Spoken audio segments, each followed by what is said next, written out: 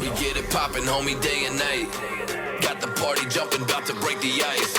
Stay up on my grind, that's my way of life. I got tunnel vision, I'ma chase that ray of light.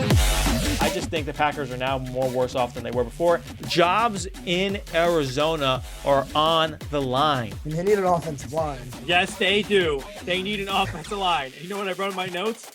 O-line, O-line, O-line, and then O-line again for the next 50 picks. I don't care if it takes 10 years to build this line. Every pick must be offensive line until they get it right. What is going on, everybody? You are back on Jake's Takes, of course, the podcast presented by Tunnel Vision Sports. As always, I'm Jake Serrano, taking you through some of my takes to start your weekend off. And it has been a big weekend in sports and in the NFL. The NFL draft was underway Thursday night in the first round, Friday night, second round to third, and today, Saturday, I believe around 12 o'clock or 1 o'clock, whatever it is, rounds 4 through 7 will be going on. And we got it all covered here today on Jake's Takes. And of course, I got my main man, Jared Danko, coming back on the show with us to discuss all this. Jared, welcome back. Thank you for having me again, Jake. I am very excited to discuss what we have going on. And it was a wild, wild night. I couldn't say it gets any crazier than what I just saw. But I did say that all off season it's been crazy, but it just continues. I would say this is probably the best NFL off season I've ever seen in my entire life. Would you agree? Yeah. I mean, follow up that season with the off season we have now. Woo! I think it's only spelling out for an even better season to come up. I think so too. And the Jets walked away with 3 first-round picks, which. And New York teams combined, that's 5. Like, you have a blessing to even have 1 first-round pick nowadays because you're always trading guys. But 3 first-round picks, I couldn't believe they traded back in. And I'm excited to talk about it, Jared. And, we know the Broncos, they got some late-round picks. We'll be discussing that with you in a little bit. But let's get to our first topic of the day. Here we go. So, Jared, we know the first round has concluded of the NFL draft, a spectacular first round. Let's do some reactions. What was your biggest surprise in the first round in the NFL draft? All right. So if I'm going to go biggest surprise, I think it wasn't even a pick that a team made. It was more about a trade. You and I both know the trades were going off the walls that night. And in particular, the one that really struck me, because it was really the first big one. We had other trades, but just out of nowhere, Hollywood Brown from the Baltimore Ravens going to Arizona for Arizona's first round pick. That was just weird. Where did that come from? I didn't hear anything about Hollywood Brown going to Arizona, of all places. I thought that'd be fine on wide receiver. I guess you replace him for Christian Kirk, I guess. But that was just, I think that was really the signal that it was about to get wild, and it just kept going. More trades, more everything, just weird stuff all happening. Yeah, that was strange because what happened was, well, I'll go over the trades in a second. I did a whole review. If you want to check it out, go to tvsportsmag.com on Tunnel Vision Sports page. I wrote an entire first round draft review, but we'll go over those trades in a second. But yeah. The Ravens, they selected Kyle Hamilton at 14. And then all of a sudden, we're getting all these trades come in and one slips in. And all of a sudden they're saying, oh, yeah, Hollywood Brown, he's out to the Cardinals. And I was like, wow. I was like, okay. I was like, all right, well, who are they eyeing up? They must have a receiver maybe they like, or maybe they were going to swap him out. I have no idea. And but I always thought they were going to get Tyler Linderbaum. I always thought he was going to be the center from Iowa. I always thought he was going to be a part of the Ravens. Actually had him in my mock draft going there. So I like how they got Hamilton. They were decimated in the defensive back group due to injury last year. It was probably their biggest Achilles heel. Not their fault. Health was an issue. But yeah, you ended up drafting a center and then trading away. And not only, Jared, they traded back that pick that they got for Hollywood Brown. So they traded for 23 for Hollywood Brown with the Cardinals. And then they traded back with the Bills and to Bills like 25 or whatever it was. And so they didn't even keep that 23rd pick. So I'm just curious what other packages maybe they could have given up and not given up Hollywood Brown. But Lamar Jackson, safe to say, he wasn't very happy. He took to Twitter and wrote WTF. We ain't gonna say what that means on here, but we know. So he was pretty mad because they had a strong relationship there. Of course, if you're a quarterback wide receiver. Yeah, so I thought that was surprising. That threw me off. I'll be honest, Jared. That really threw me off. You know what really threw me off in this draft too is Jermaine Johnson, the second from Florida State. He fell all the way to the Jets. I guess not in their laps because they traded back in. I think at 26 because they traded back in with the Titans. And so the Jets were working this whole time around 15, pick 15, and he just kept dropping. And the Jets kept going each team, each time, and they kept calling in to get him. I'm not surprised the Jets took him or traded back in for him. I'm surprised he fell that far. I'm wondering what was the cause of that. The furthest I ever thought maybe he would fall, in the mock I said, I thought he was going to go top 5. A lot of people had him going top 10. Then he fell out of the top 10. And I said, oh man, Jermaine Johnson, he's still there.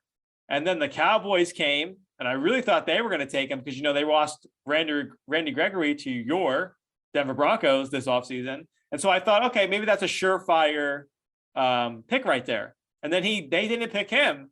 And I said, well, what's going to happen now? And the Jets traded back in. And I said, well, if they're trading back in, they have to be trading in for a pass rusher because that's one of their needs. And lo and behold, that's what they did. I was just surprised how far he fell. I don't know the details on that, but that was my biggest surprise. Second to the Packers' decision, again, not to draft a wide receiver. And third to the Lions trading up from 32 to 11 or 12 to get Jameson Williams, who is possibly the best wide receiver in this draft. If he didn't have a torn ACL, I'm just curious to see how he develops in Detroit. And if he does develop well, they got a home run hit there. But it will be, I guess time will tell how much them trading up from 32 to 11 really will benefit them.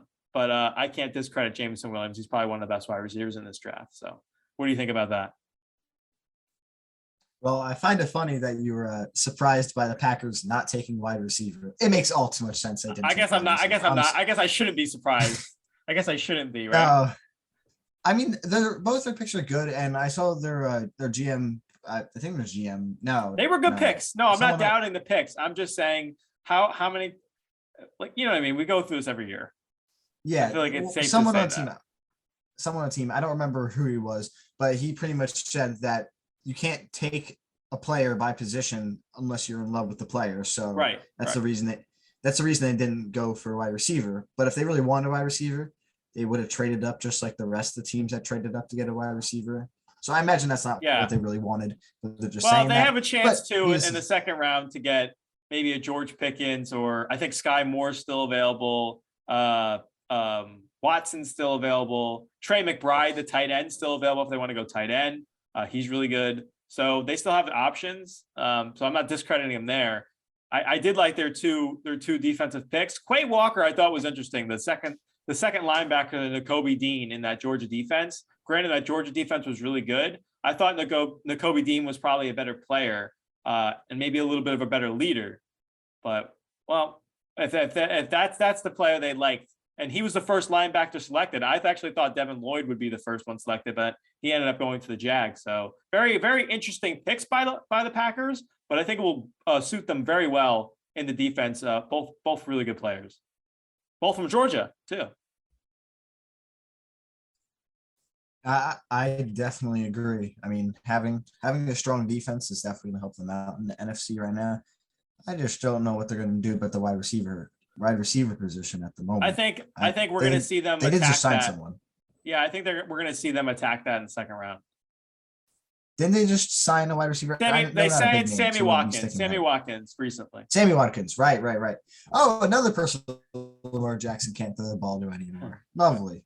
Who does Lamar Jackson have now? Rashad Bateman and Mark Andrews. Rashad Bateman, Mark Andrews. Oh man. See, if you're not a Ravens fan, this is how telling it is to the rest of the NFL. They drafted one more guy last year in the draft that no disrespect, but I can't remember. Yeah, there was an inclination to it in me that at 14, I thought maybe they draft a wide receiver. This was before they traded him. And I said, well, they don't really need one because they drafted a couple guys last year, like Bateman and I forgive me on that because I forget who was the other wide receiver they drafted. It's in my head. I can see him, but I can't put the name to the face. But they drafted guys last year. So would it look bad to draft another guy? I mean, honestly, I thought they could add as many pieces as possible. They didn't do that. They actually got rid of a piece. So yeah, all that threw me off in the draft. Which brings us to our next question, though. What was your favorite first round trade? I think there was 9 of them. I wrote about this in my rewrite. I counted 9. If I missed one, I apologize. I think there was 9 trades. What was your favorite trade? I feel like I know what it is, but let's just hear it anyway. You might not actually. So I just wanted to help you out. I just looked my guess is the AJ Brown. That was my guess. I actually didn't go. I did not go. All right. Let's hear this. So just want to help you out. It's Tylan Wallace was the wide receiver the Ravens picked. Tylan Wallace, was he from Oklahoma State? Yes, he was. Yes, he was. I think that's what I had in my head, and I saw him. I just couldn't put his name. Yeah, that makes sense. He's a speedster. Yeah. So we got I think my favorite trade, and that definitely also it stinks because there's so many surprising trades. It kind of like takes away from the shock value, some of them looking at it retrospect. But the Lions going up to take Jameson Williams, as you said before, I think he was the best wide receiver in this class, just, wasn't healthy. Pairing him with Amon-Ra St. Brown, with TJ Hawkinson, with DeAndre, blanking on so many names, holy moly, Swift. That's going to be, with a quarterback, you put a quarterback in there, which the Lions can still get in the second round. We are still yet to see what they're going to do. That could be a very strong offense coming together. We already know they already have pieces on the O-line. We already know that they're starting to build up the defense. So they could start competing soon. I don't know if this is the season where they make the playoffs per se, but actually being a competitive football team under the leadership that they have, I think they could actually start doing something. And I don't feel like they gave up too much to get this wide receiver either, who could be a big star. I believe they gave up a 3rd and a 4th, if I'm correct with that. I have it here. All right. So it wasn't a huge. I'll tell you what it was. All right. It wasn't a huge trade up for a big name player that can become a star on that team. So they traded a 32nd pick overall for the 12. So they swapped those. And they swapped second rounders. So they swapped 34 for 46. And then they gave up a 3rd rounder. So no, they really didn't give up that much. They swapped that's not horrible. 2 picks and they gave up a 3rd. So that's really all they did. They gave up a 3rd. In my mind, that's what happened. So I really do. I do like this trade. Really do like it. I feel like the Lions are going to benefit a lot from having another wide receiver on that team. I can really appreciate this trade because you could really see, like, the Lions. I said, I've been saying for a little bit now that I think Aiden Hutchinson was going to go to the Lions, and so be it. He did. So they lucked out there because he was a surefire pick. They picked him in like 2 seconds. The pick was in when I was watching. But so when you go there and then you have Dan Campbell and you saw the fight they had last year and you get a guy like Jameson Williams, you start adding pieces. I'm feeling a little more hopeful for the Lions, even though, there's never much to look forward to. There was a lot of trades. Like I said, there was probably 9. The Saints moved up with Washington at 11. We know the Lions with Minnesota. I have them all right here. We have, Philly. I feel like Philly moved up to get Jameson Williams because they moved right behind Detroit with Houston, but they ended up taking Jordan Davis. So that was an interesting trade. So there was, like we said, the Hollywood Brown thing. There was a ton of them. The 2 I found most interesting, and I'm not going to be biased here, so I'm not putting the Jets in here, even though I was clapping. I was so excited. I saw the Jets title come up, and I was like, oh, man. And I just started laughing because we're getting 3 first-round picks. Now, sometimes it doesn't work out and sometimes it does, but as of right now, based on paper and based off what I've seen, these guys look pretty good. So hopefully that translates to on the field work. But the 2 trades I'm really looking at is the AJ Brown trade with the Eagles and the Titans and the Kansas City trade with the Patriots. So I'm going to start with the Eagles trade. Now, not only did the Eagles get AJ Brown, and they solve a Jalen Reagor debacle, and they finally get someone opposite Devontae Smith in there, I think that was solid. Not only did they do that, the Titans actually went up and they got Treylon Burks from Arkansas, a guy who ESPN compared him to both A.J. Brown and Debo. I think he's more like Debo Samuel because of the things he can do. But that's just like replacing him in a sense to me, if he can live up to the expectations. So you're getting a cheaper contract than younger players. So I like that aspect of it. And I think the Titans also got the Eagles' third-round picks, so you're adding some depth too. So you're getting basically a younger version of A.J. Brown. You just don't have to pay him. And this wide receiver market, if this salary cap decides not to go up anytime soon, it just exploded. I don't know what these teams are going to be able to even pay their quarterbacks in the next 2 or 3 years. But besides that one, because I feel like that's the most obvious, the Kansas City trade with the New England Patriots, I thought was really interesting. One, because they traded up to get Trent McDuffie, the cornerback from Washington, which bodes them well because their defense needs a lot of help. Not only at safety, not only at corner, not only at the D-line. They literally need help almost in every position on defense, bar a couple players. So, they struggled in that sense last year. And I really think that will help them out in the future. And who did they get? They also got George. What's his last name?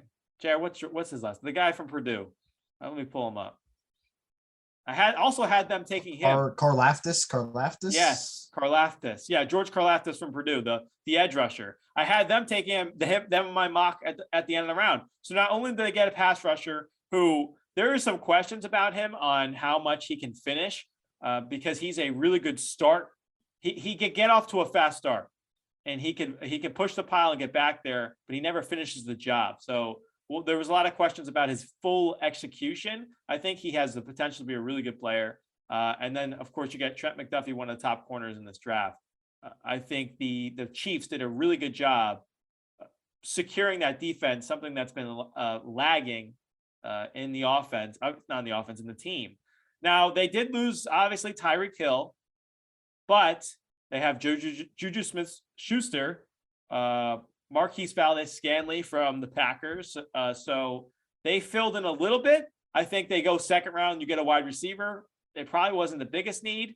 I know Fawad said on a couple of shows before they should go defense. So I can't knock them on that, whether they got the receiver or not. But I thought them shoring up the defense was a really good trade. I don't know if you had any thoughts on that. Yeah, unfortunate as it is for the Chiefs to have a good first round. They had a good first round. To be able to get a corner when they did, I feel like that was very good trade for them. And then to get an edge rusher, I feel like stocking up on that defense, especially when there's a lot of question marks on that offense for as good as it is. Having a defense that could really keep you in games is going to be very helpful for them to start actually winning some games and put them right back into the thick of the AFC championship race. So we know there was a lot of moves, obviously, because we just went over them. But really thinking about this, and there was a couple teams that came into my mind before the Jets traded up to come back in the third round, and I can't wait to talk about them. But who do you think won the first round? Because I'm gonna start here. I'm gonna start this off. So before the Jets traded up, the Eagles had traded up. They got A.J. Brown, and they took Jordan Davis, the huge run stopper from Georgia, who will plug up that line for years to come. And I think they can really they can coach him up to work on his pass rush. I think he's become a really good player. So up until that point, I said, man, the Eagles, they really did a good job. They traded up. They got a couple picks from the Saints when they traded back. They traded back a couple times. They traded for A.J. Brown. They did a lot of moves. They're really giving Jalen Hurts a chance. I really thought they had won. The Giants, again, they did a good job. They ended up getting Evan Neal, a guy who a lot of people thought he was going to be at the top of the boards, a few weeks before the draft. They had him going number one. I don't know if you remember those mocks, but a lot of teams had him up. So they not only got Evan Neal, one of the best, or maybe the best, it's argumentative, however you want to go about it, whether it was Ekwonu or Cross or Neal, they got him and Thibodeau. So they shored up what I've been saying, both sides of the line. So up until that point, I said, man, both New York tri-state teams did a really good job. And then the Jets came back in. And I said, you know what? I really think that the Jets honestly won the first round. And it's very rare that a tri-state wins, that I would even consider all these teams even close to the top of this draft. Not only did they secure the 3 biggest needs on the team, they were able to get Ahmad Sauce Gardner from Cincinnati, the corner who reminds me so much of like Cromartie, and he has a little bit of that Darrelle Revis to him. So that's someone that they haven't had since those 2 guys. So they filled that up. You have DJ Reed and a couple other corners. I feel like now they finally have, if he develops, a surefire thing in the defensive backfield. Then you go out and you get Garrett Wilson because the Falcons took Drake London. Garrett Wilson's right in your lap, probably the best wide receiver. He's very dynamic. He's only 6 foot. I think Drake London's 6'5", but Garrett Wilson plays like he's 6'5". So he just has that catch radius. So not only did they get a weapon for Zach Wilson, a corner for the defense, they came back in and got a guy who I did not expect to fall, who I thought could have been in the top 10. So in my mind, they got 3 top 10 players. They traded back in when the trade wasn't even that bad. They traded one of their second round picks. They still have a second. I believe they still have their 101st pick too. And they traded away a 4th or a 5th. So they barely gave away anything to trade back up with the Titans. And you got Jermaine Johnson, the guy from Florida State, the edge rusher, another position they needed, which adds to Carl Lawson, Quinn Williams, and Jonathan Franklin Myers. I just honestly think they did such a good job. 3 guys who I really thought were going to go in the top 10. The Jets got all 3. I mean, I feel like it's very hard to argue against the fact the Jets had the best thing. They had 3 first-round picks, and they hit a home run on all 3. There's no other way to put it. Sauce Gardner, he's my favorite corner in the draft. Then you have Garrett Wilson, a great pick, just sitting at 10, right as you said, falls right into the lap, and to be able to trade up on someone that slid so far in the draft and snag him and really help fill a hole in your team. I don't know what else more you could ask for them. Trade in for a 4th pick? I don't know. I don't think you really want to do that. So Jets definitely, I would say, had the best first round. But another team I would like to point out is a team that didn't have to trade, didn't have to do anything, and it got exactly the guy they wanted, and that is the Pittsburgh Steelers taking Kenny Pickett. They didn't have to move, didn't have to trade up to get him. I thought there was going to be at least one quarterback going in the top 10. Nope. I thought maybe the top half. Nope. When I saw the Saints trade up, I'm like, oh, I guess we know what's happening. Let's see what quarterback comes off the board. Nope. Kenny Pickett fell right into Pittsburgh lap, and you can't ask much more. They got the guy they wanted at the place they wanted, cost them 0. And now, of course, the AFC North is going to be insane for the next couple of years, because now there's a quarterback on each team that will be competitive very soon against one another. And it's going to be wild. And I don't think you could ask much more of Pittsburgh in this position they were in. Yeah, I had the Steelers taking a quarterback in every mock I did at 20. I didn't have them moving at all. One of them was Kenny Pickett. The other one was Malik Willis. Now we have yet to see. Do you have those? Do you have the second round up? The second round's going on as we're doing this. If for people that are listening. Yeah. Do we know who's gone so far? Yeah, all right. So did Malik go anywhere? Because we're in the middle of this. I don't Malik have it has not gone anywhere. Not gone anywhere. How many picks have we gone through in the second round? Looks like the Giants traded back. It looks like. Okay. So we have 5 picks. Jake. Okay. It has finally happened. The Green Bay Packers have taken a wide receiver. Okay. Christian Watson. Okay, so a guy they could have taken at the end of the first round, they end up getting the second. So I can appreciate that. They traded up. Who did they trade up with? Minnesota. Minnesota had the second, I believe. Oh, I really hope Minnesota doesn't hate themselves in a couple years. Couple years later. They're going to have to add more ammunition to that room, but that's a good pick. No, it's a great start. Yeah. And that was the 34th pick. 33rd pick, we have Logan Hall, defensive lineman out of Houston, it looks like, going to Tampa Bay. Oh, I see it. Oh, man. I see the picks now. look who the New York Jets got. A guy who I said, oh, did the New York Jets trade up?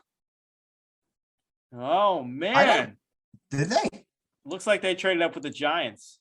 That is. Whoa. Okay. Oh, Wow. baby.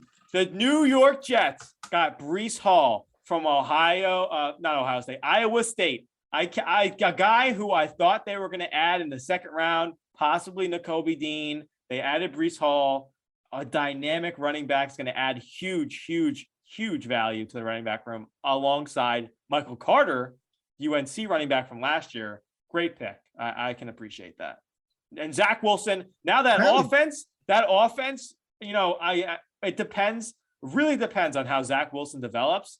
But the line, for the most part, if Becton comes back, I think is a solid line. Did a great job. The wide receivers, you have Corey Davis. Now you have Garrett Wilson. If Denzel Mims develops, you got Braxton Berrios. You got Elijah Moore. Tight end, you brought in Tyler Conklin. CJ Uzama. Now you got Michael Carter, who was great last year. Reminds me of a lot of Danny Woodhead and Darren Sproles. Now you got Breece Hall. Great. I love it. I think the Jets are really building something special here. Really, really good. Really good pick.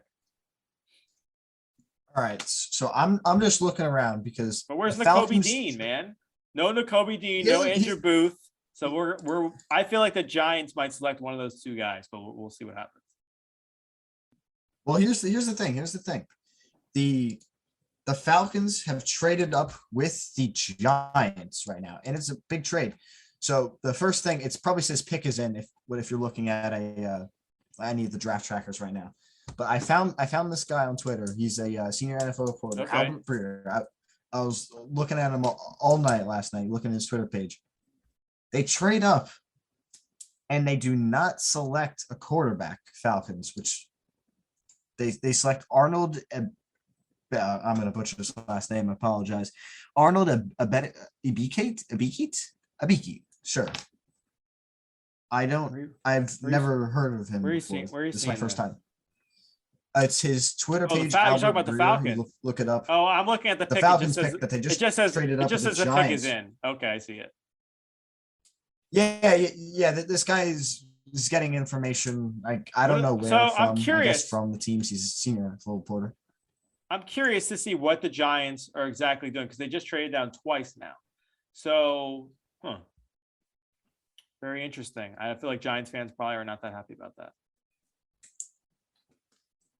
I don't know. I mean, yeah, because I got here the Jets are on the clock 36. They sent 38 and 146 to the Giants.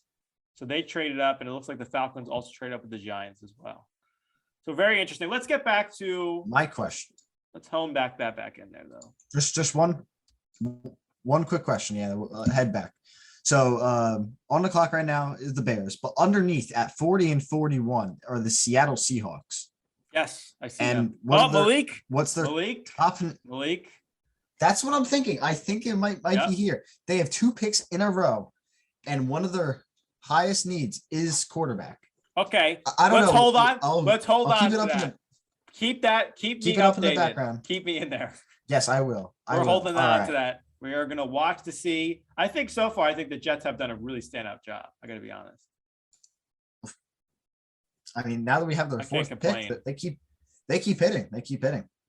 And you know what? The trade ups tell me they're being very aggressive. And this season for them, we're going to talk about the New York teams in a second, but this season for them really needs to hit. Really needs to hit good. But we'll get to that in a second. But Jared, we both all right. Let's move on to our next topic. Are you ready? We had a little lag there. All right, here we go. So you love them or nah? So what selections do you absolutely love? And then was there a selection that just made you say, eh? So Jared, go ahead. I'm interested to see, because there wasn't too many picks in this draft that made me really say, what's going on here? But there was a couple that I really liked. But I'm interested to see if you had maybe one that you were like, all right, a little iffy about. So I got one that I really like, one that I wasn't so sure about. Not sure how I feel about it still. So one of my favorite players in this draft, and someone that I feel will make an immediate impact no matter whatever team he fell out on, is Kyle Hamilton. I thought he very well could have gone to the Texans at 3. I think he's that good of a player. I think he's one of the best players in this draft, just period. He changes the game when he's on the field. And the fact that he fell so far to the 14th pick is very surprising to me. So the fact that Baltimore's able to get him, they can pair him up with Marcus Williams in the other safety spot, help him learn and fill in on the other side. Right, as we said before, their defensive backs, they kind of fell apart as the season went on due to injuries. So the fact that they're going to have someone as stout in the back line as they do now, oh my goodness, that's going to be not a scary place. It's going to be a scary place to throw against. And I would not be excited for the AFC North having to face that twice a year. So I love that pick. I really do. Is there any pick that maybe you thought, what's your F pick? I'm curious. I'll get to mine in a minute. So we're gonna hop back over to the Texans, as I just mentioned, who I thought they could have taken Kyle Hamilton at 3. I do not like Derek Stingley at 3. I don't. Oh, like you're going there at 3. You don't like they picked there. Yeah. Okay, yeah. No, I don't. That surprised me. That was one of the bigger surprises in this draft. I didn't see that coming. I saw them. I didn't see them taking Stingley, but I saw them maybe taking a corner. Maybe they took Sauce. Maybe they taking a defensive lineman. Like, yeah, that one threw me off a little bit because you know what, Jared? Too, he's a really good player, but we've only have so much limited tape on him. And the limited tape we do have is really good. But last year he played limited to injury. So his season varied, and that's why his stock was up and down this year. But go ahead. So I feel like there's so many different things the Texans could have done that the fact that they landed on staying and picking at 3, it doesn't really work for me. First off, I think Sauce Gardner, I think he's the better corner because the fact that we don't have so little to go off of Derek Stingley.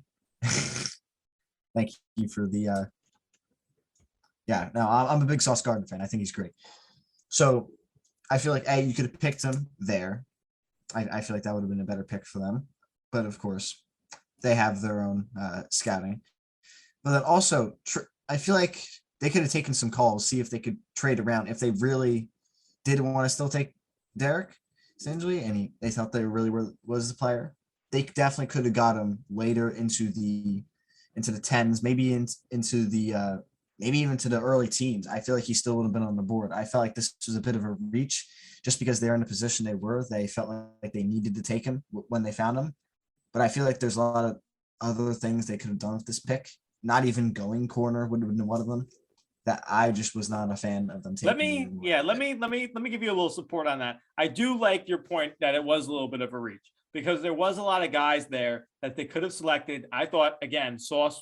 I think the Jets really lucked out because he was the best corner in this year's draft. And then you listen to Robert Saleh on the call, and he was, you were the guy we always wanted. You were the guy. I guess that maybe they would always say that, but he was pretty excited about it. So it sounded like it. But yeah, a guy who maybe they overreached on his potential.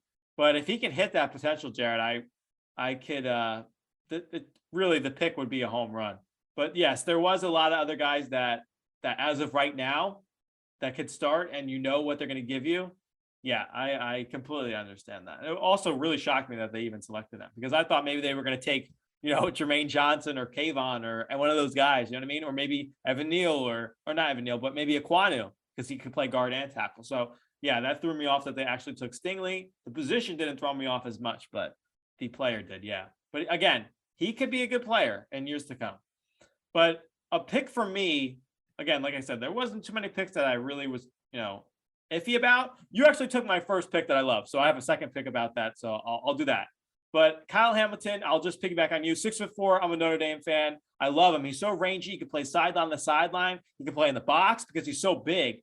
He's almost like a linebacker. I think he's like 220 or 230 or something like that. He's a big guy and he's fast. He can play sideline to sideline. He's got those cover skills and he's got those like intermediate linebacker skills because he can play in the box. So again, I give you full support on that because I really love that pick.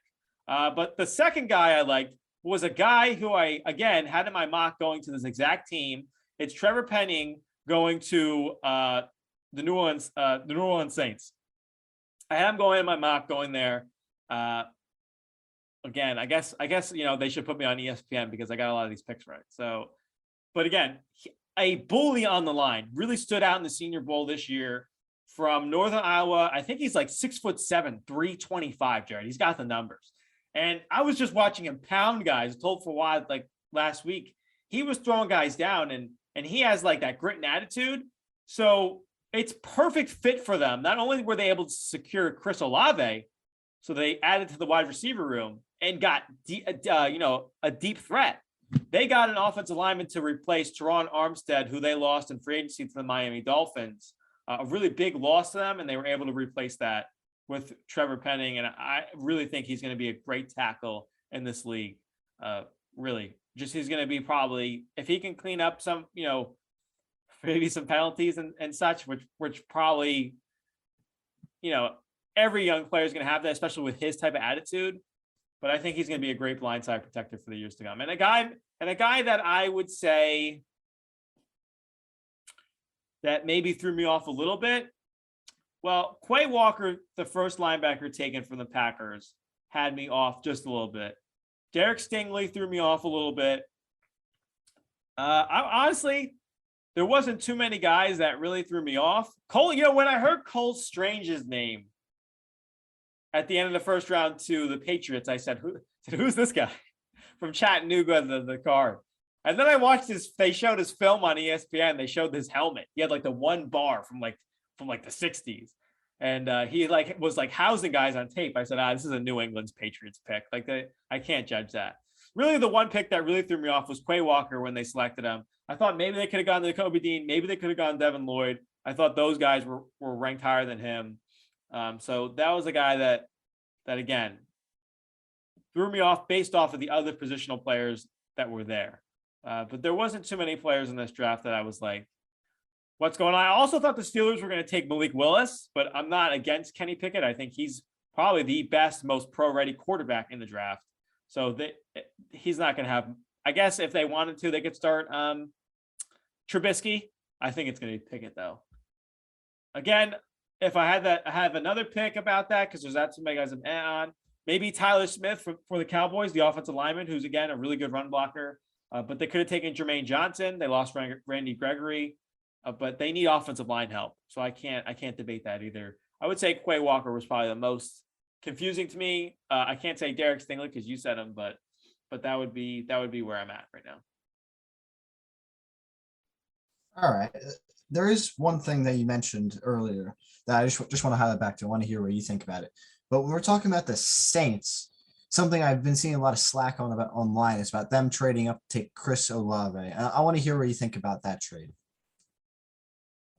Yeah, you know what? They traded up to 11, and that was before Jameson Williams was still on the board. So I got to be honest with you. When the New Orleans Saints traded up, I actually thought that's who they were going to get, Jameson Williams. I said, oh, wow, the Saints really got a good opportunity here. You're going to have Michael Thomas, if he can finally get healthy, Callaway, Traquan Smith. You have a decent group there. And if you can get Jameson Williams, because I feel like that was a team that could wait with Jameson Winston's big arm, I was really thinking, man, that could be an offense. And they took Chris Olave, who is the Ohio State teammate to both Jameson Williams, who used to be on Ohio State, and Garrett Wilson. So a deep threat who I like Chris Olave, so there wasn't much for me to be mad about there. I was just confused why they selected him over Jameson Williams, because they could both do similar things, but I think Jameson Williams is the better player. So that's where I thought they were going before they made the pick, if I'm being honest with you.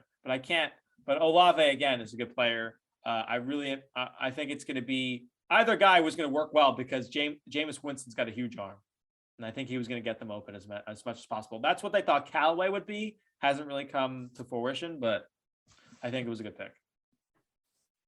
Could have been better, but good pick.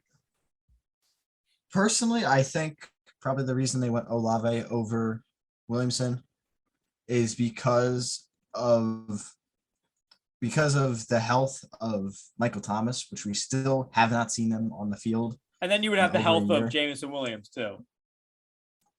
Yeah, so it would be double. Trying to balance double, yeah. So probably my thought is to take someone that is healthy and is ready to go come week one is probably probably the thought process just in case something does happen with Michael Thomas, that he's maybe not himself coming right back into the season. But I do think it was probably a good move, especially because the run on wide receivers that happened later, Treylon Burks going, Jameson Williams going, Jamar Dotson going. There was a lot of wide receivers that went during those times. And if the Saints didn't trade up, they might not have had the opportunity to get those players. So I do think it was a good trade. But I can see where people come from that might not have been the wide receiver to go with, but I also understand why they would go that way.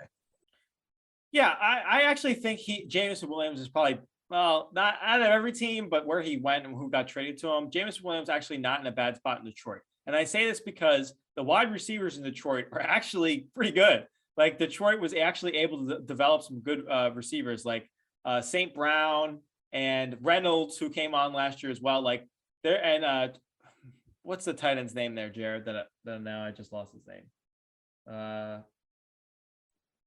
Oh man, TJ Hawkinson. Hawkinson. Yeah, again, another top tight end in the league. Like they got weapons over there in Detroit. They just can never seemingly find things to put. They just can't put together the team. Like I actually think that's a good spot for him to sit. And again, I think Dan Campbell's a good coach. So I actually think that was a good spot for him. If he went to the Saints again, you'd be playing that double there with like what's going to happen with Michael Thomas, and then you would have Jameson Williams' health. So I actually like that point you brought up. But something we actually didn't talk about, we talked about surprises. We talked about favorite trades. We talked about who won the first round. Before we get to the New York teams, I'm curious, what was your actually, oh no, I guess we did get to that. We did. We talked about who you loved. I was going to say, who is your favorite pick or your favorite pick? Or who do you think, actually, you know what? I'm going to ask you, who do you think the Broncos should go after in the second round? Because they didn't have a first round pick. I guess their first round would have been Russell Wilson.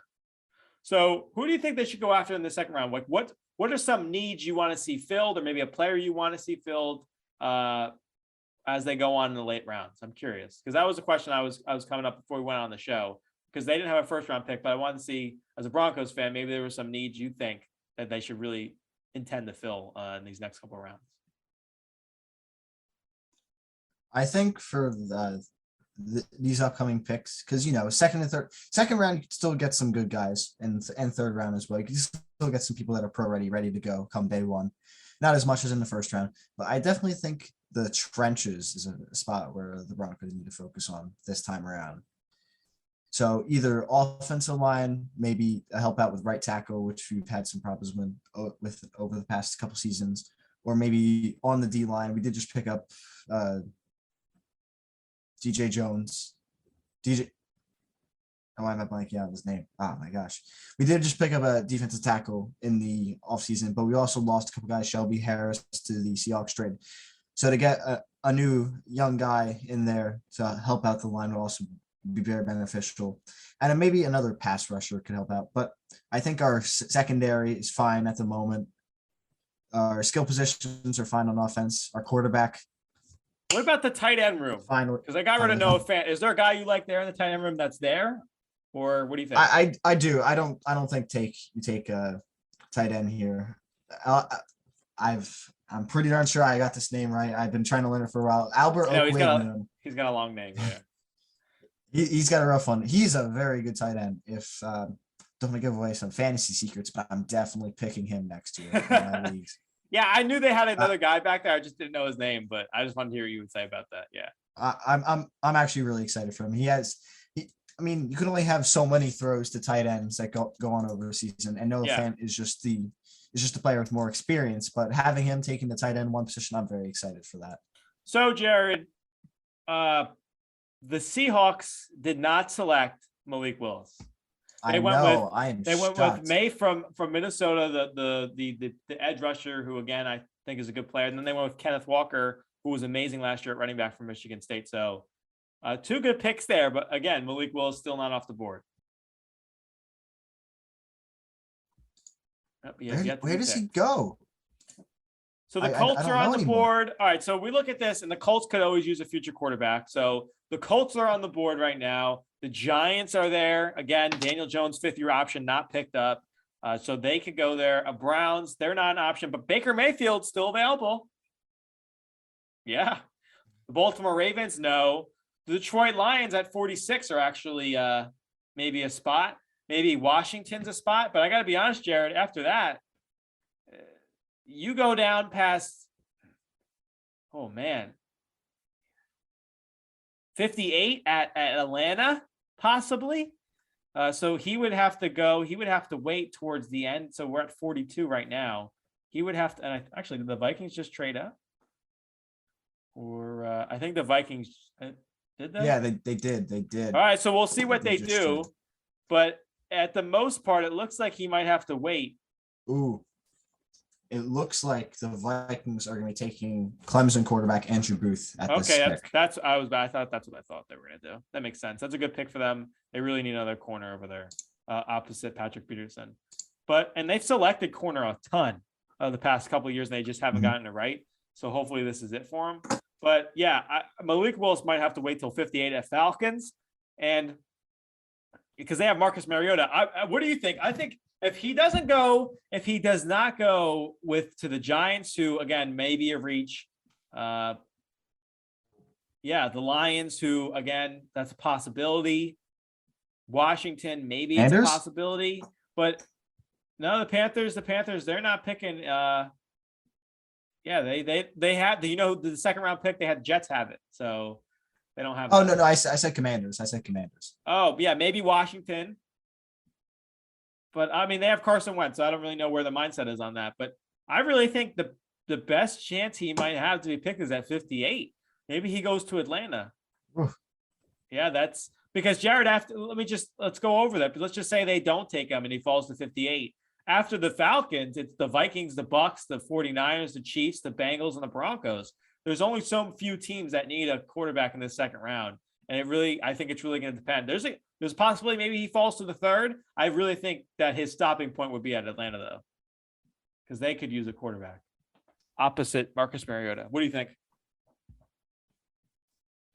I mean, who would have thought we were talking about where Malik Willis is going on day 2? I hope we're not having this conversation after the second and third round, because that would be very surprising. I don't think that's going to happen, but Nakobe Dean's still out there too. He is. I have a feeling that the Giants are going to. Yeah, I was just going to say that. I feel like Nakobe Dean's about to go. I feel like that'd be a good fit there. But yeah, and not only is Malik still out there, but a quarterback that I value highly. Obviously, we know there's Matt Corral and Sam Howell and some of those other guys, but Desmond Ridder, I want to see where he goes as well. He potentially could go in the third round, but yeah, Malik, I think, should be the next quarterback off, and it just hasn't happened yet. So again, maybe the line's at 46. There's 47 at Washington, but the next best chance would be at Atlanta. And if let's just say Atlanta doesn't pick him, Jared, in a hypothetical sense, there's no team in the second round that will pick him, because there's no quarterback worthy team here. It's either Atlanta, possibly Washington, or Detroit. There's nobody left. And if the Giants really want to go for it here, they could. But again, I think it's Daniel Jones' prove it year, and it would be against them to, get him some help. So I feel like the Giants are at that point would be out of question, especially with some of the good players that are available to them right now. So what do you think? Because I thought Seattle was a spot. I wonder what Seattle saw. I wonder if teams have a different grade on them than all the media did, because sometimes that happens as well, and that's why we see falls as fans. Whoa! Oh, All right, what happened? This pick is not in. It's in, but it's not. I'm still trying to get the Vikings pick to load, but yeah, the Vikings pick hasn't gone through yet. They're still waiting. That makes sense. But the Giants are taking Kentucky wide receiver Wan'Dale Robinson. What? That confuses me. Might actually have to look him up. You serious? Because I'm Sky Moore's still available. George Pickett's still available. There's some guys out there. Who is it? Wan'Dale Robinson. This is starting to sound like the Giants drafting that I'm used to. Well, you know what it is, Jared, is I can't knock anybody that we don't know, but it would course. be it's always gonna, in New York especially, if you're a fan, you don't know who the player is, you're gonna be mad. Like that's just how it goes, especially if there's other guys available. So I mean, he's 5'11", 185. He sounds like a slot receiver. Second team All-American, first team All-SEC. So he sounds like he's good. Obviously, if he's in the second round. Let's see what he did last season. So maybe we can give the Giants fans some hope. Oh, here we go. He had about 1,300 yards last year, 7 touchdowns, 104 receptions. Oh, and he sounds like he's a little bit of a returner as well. All right, we'll have to see how this develops. See? But you know what's interesting about that pick, Jared? Not the player himself, but the wide receiver position. You look at the Giants right now, and there was rumors that they wanted to trade Kadarius Toney, their first-round pick from last year. Then you look at them again, they have Sterling Shepard, Kenny Galladay, a group that was supposed to be top tier last year and fell apart. So what does this say about the wide receiver group, them going wide receiver in the second round? I still think they needed to add some guys, but what's been going on with the Giants wide receiver group has been a major concern. I mean, if you're a Giants fan, you're probably sweating because I'm looking at it as a Jets fan. Last year, I thought it was supposed to be a really good group. Did not turn out that way at all. I don't think Kenny Galladay had a touchdown. Like the New York Jets offensive lineman had more touchdowns than Kenny Galladay did. He had 0. So like I had as many as Kenny Galladay. Me and you combined for as many as Kenny Galladay, and he gets paid, however 20 million, however much money he's getting. So it's honestly, I would say that is concerning in itself for the Giants. But yes, do we know who the Giants? Oh no, yes we do. Do we know who the Browns picked yet? Give me 1 second. I will be able to tell you if it's in. No, it doesn't look like it's in yet. All right, we're gonna put that on hold. Let's go to, since we just talked about the New York teams. Let's go to our next topic. Here we go. All right. So we're finally getting to New York sports teams. So Jared, because I'm going to go off on this. Do you have any first round grades for the New York Jets and Giants? How do you think they did? And what do you think the outlook is for them for the later rounds? Obviously, we know the Giants just picked and the Jets too. All right. So I'm just going to keep this to the first round because I still like to look over, the second round picks a bit more before I put my full in-depth opinion out there. But I do think the Jets and the Giants probably had the 2 best drafts out of anyone for the first round. Personally, I think the Jets slightly better than the Giants, but that's not any knock on the Giants. The Giants did exactly what they're expected to do. Well, no, exactly what they weren't expected to do, but that's a good thing. They didn't mess it up. They took Kayvon Thibodeau at 5, which I think has a very strong argument to be the best pass rusher in this entire class, even over Aiden Hutchinson and Trayvon Walker. He's a D-lineman. And then to go around and at 7, take Evan Neal, who could have a few months ago looked like he was going to go at the top of the draft. So to be able to stay and pick those players when they did, you can't ask for much more than that. But then turn around for the Jets, they did even more than just that. They were able to trade back up into the back of the first, take a player who's sliding, Jermaine Johnson, and with their first picks, they took someone really of need, where they took Ahmad Sauce Gardner and then Garrett Wilson. I'm not going to go much more into it. I know you're going to write a whole essay about how much you love the picks. But yeah, I would say for the Giants, you get an A+. That's a great start tonight. And then the Jets, S. I mean, you can't do much better than what they just did. As long as the players pan out as they say they will. It's a great night for both of them. I will say the CBS just reported that Wan'Dale Robinson, they think he was a touch too early, like we both said. So interesting. But yeah, I will tell you that I don't ever give A+, but I will give the New York Jets an A+ right now, because not only were they able to get Sauce Gardner, who again, they haven't had someone like him since Cromartie or Revis, the tandem that I just thought, started my Jets career there. But they got him. They got Garrett Wilson, again, a guy who's probably the best wide receiver in the draft. There's a good argument there, but all the guys are really good. Then you go out and you get Jermaine Johnson. So you fill your first three needs that I thought were so important. And then you add depth to the running back room with Breece Hall. Like the Jets have done everything to my expectations and further so far. And they've been aggressive too, which has been the most glaring thing that I've seen. It's not every day that the Jets are being aggressive, but they have this offseason. They've tried for Tyreek Hill, they've tried for Deebo Samuel, and now they're doing it in the draft. So it's win or go home this year. It sounds funny saying it like that, but it might be like Joe Douglas's job on the line, the general manager for the New York Jets. This is his third draft. The 2020 draft isn't looking too good. Denzel Mims, some of these guys, Becton's question marks. The 2020 draft doesn't look good. The Jets can't pick up more than 7 wins or 6 wins this year. I think one of these guys is getting canned. Sad to say, but I really think the potential of these players, the Jets really need to hit home this season. Really need to execute. A lot of that falls on Zach Wilson too and the coaching. So we'll see how that all comes together. But for right now, the Jets have just completely ousted my expectations and further. They've reached really far, and it's really looked good. On the Giants side, I'm happy they didn't mess this up because they were able to take Kayvon Thibodeau, able to fall to them, able to fix up the defensive line, get a pass rush that they haven't had in forever.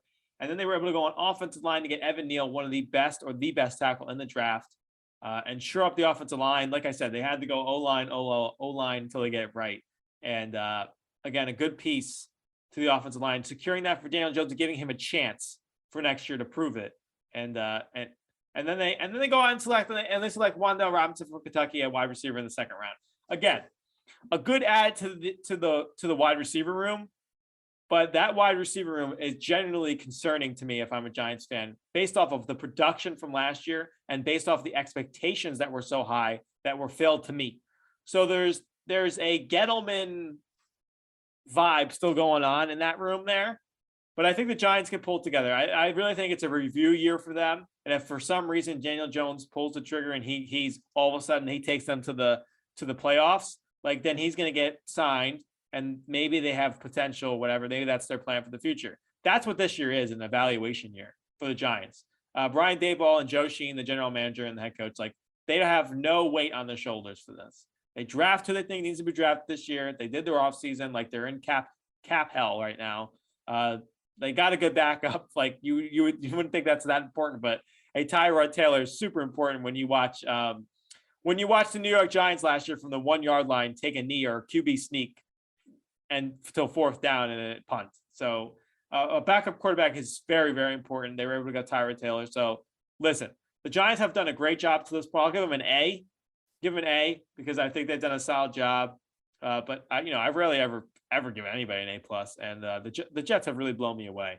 What I think they should do in the later rounds, if you're looking at the Giants, we're thinking, the cap's a problem. So you're going to have to sign some of these draft guys. What's going to happen to James Bradbury? I think the Giants should end up going corner at least one time in this draft. They need a corner opposite him, especially with the weapons over there in NFC East with A.J. Brown now, Devontae Smith, the Cowboys, CeeDee Lamb, Michael Gallup. God bless. I saw you sneeze. Who did Washington get? Washington got Jaheim Doxson, and they have Scary Terry. And so, I think they really need to get another corner. For the Jets, listen, they got the running back I thought they were going to get. They could go tight end if they want to.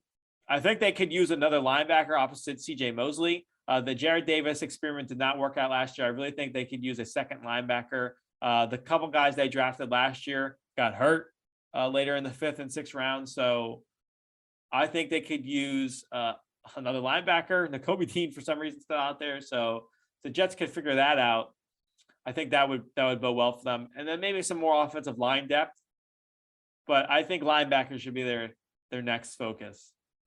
But that's where I have the New York teams at right now. Any thoughts on that, Jared? No, I think you summed it up best. I mean, they both had very great starts. We'll see how the Giants' second round pick panned out, but obviously you sound pretty happy about the Brees Hall pick. I think it was a great pick. Yeah. So, oh man, I think. Oh boy. Oh. No, I think I know what you're saying. Oh man, oh boy. It's not Malik Willis, but John Mechie was actually just picked up by Texans. So that's a good signing. By the Texans, who weren't there. They traded with the Browns to get him at 44. Yeah, good, good pick. Very good pick. All right, so the Detroit Lions look like they're going to be on the clock in Washington. So I want to wait this out for a little bit until we get there. But and then until then, we'll end the show. We'll see. Maybe Malik goes or maybe not. But until we get there, did you by any chance make a final mock before all this? Final mock? No, I didn't. I got really busy this week. I did. So but I can tell you, I did. Well, let's go over what I have, because I think there was a lot of players I had on the board. There was actually a lot I got right. So okay, so I actually had Trayvon Walker going 1. Surprise, got it right. In my heart, I always thought Hutchinson was going to go 2. For some reason, I thought he was going to end up in the Lions somehow, some way.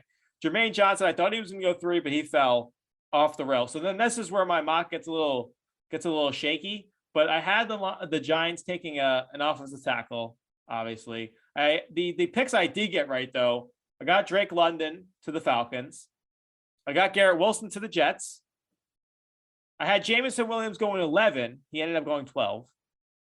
I actually had the Chargers taking a tackle, Charles Cross. They took Zion Johnson from Boston College. There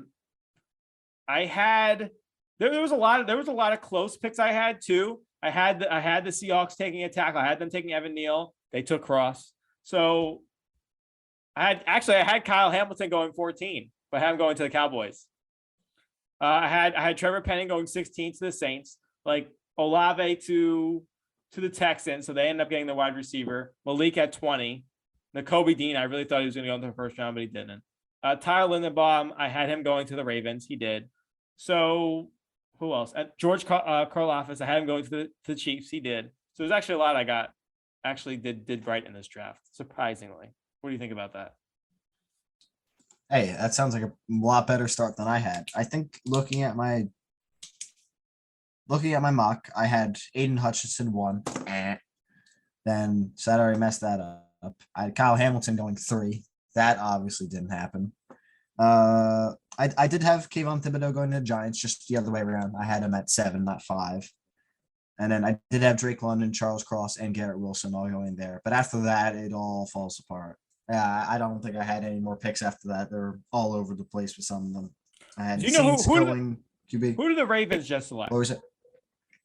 Who they just select? Yeah, I feel like I just saw that they selected somebody, but I feel like I missed it. Oh, you are right. They're taking Michigan defensive end David Ojabo. That's what I thought. That's a good pick. I like the Lions that. pick is in. The Lions pick is in, but I don't know who it is. What? Lions. The Lions are in. That excites me. They were fast with that.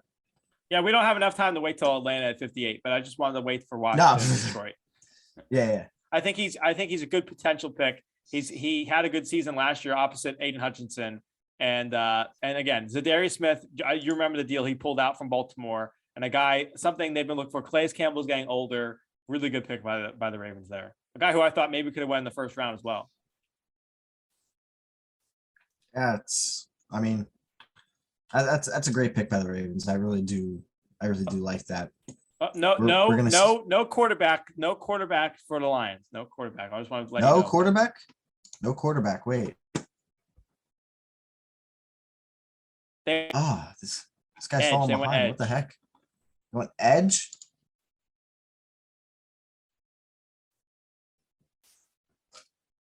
Dear Lord, where? So wait, hold on. Let's go over this before we close out the show here, because I think we're obviously coming to our ends here, and then I'll pick this up back next week when we go over this. But this is interesting. What team do you think maybe in the third or in the second round should take Malik Willis?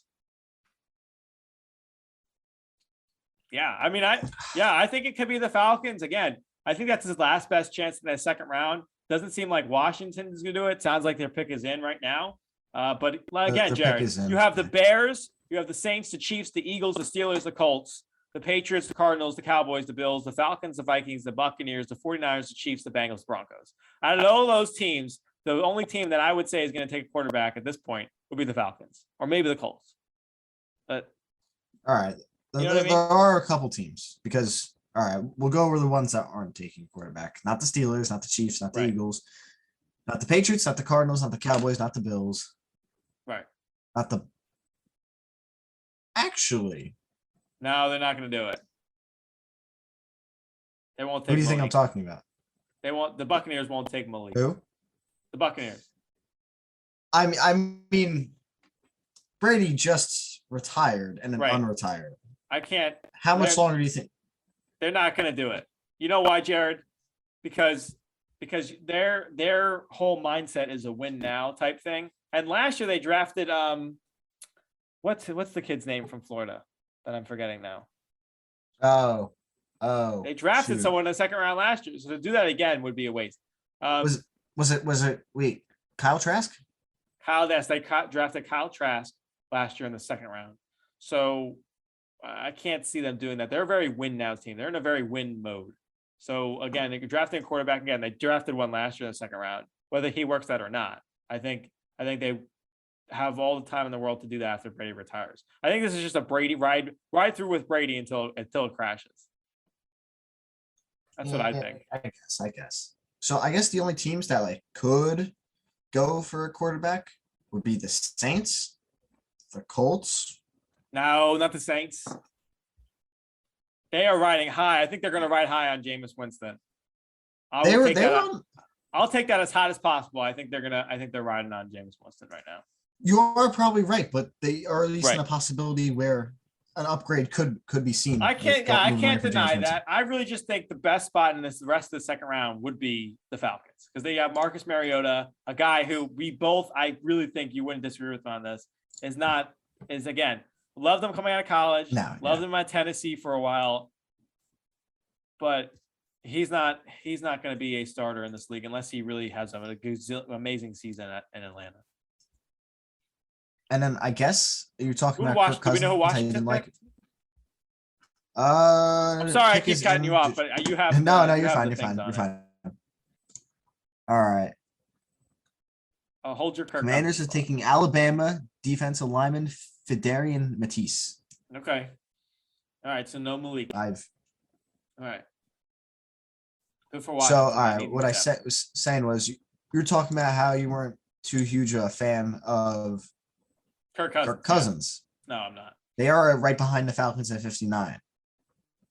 I'm not saying that's I where like that go. too. That'd be cool him in purple, but again, the Vikings are weird to me because they keep going after Kirk Cousins and they keep, like I did a whole show on Kirk Cousins. That's how much time I've devoted to this man. Like they signed him again, they extended him again. They could have traded him. Like the man has gotten you, I think, like 30. His record's like 30. I can't remember the exact number, like 30 and 33 or something. They brought him in after Case Keenum to win the Super Bowl. Don't you remember? Like they were in the NFC Championship game. After that, the playoffs one time, and the rest of that, I mean, they just haven't been good. The defense declined, so the head coaching, Zimmer went. So there's other factors there, but again, you brought him in to win you the Super Bowl. That's what you brought him there for, because you thought Case Keenum wasn't it, even though he brought you to the championship game. Like you said, oh, we need a little extra oomph, and it just that's what that whole Kirk Cousins thing was to me, and it just seems like a drag down thing, like the Vikings to me just seem like they're 800 or 500 a year, and like so be it. So I guess probably the best fit would be 58 to the Falcons. I mean, I think that just makes the most sense. Yeah, I'm just gonna keep pounding that into you until it happens. But we'll see how well this ages.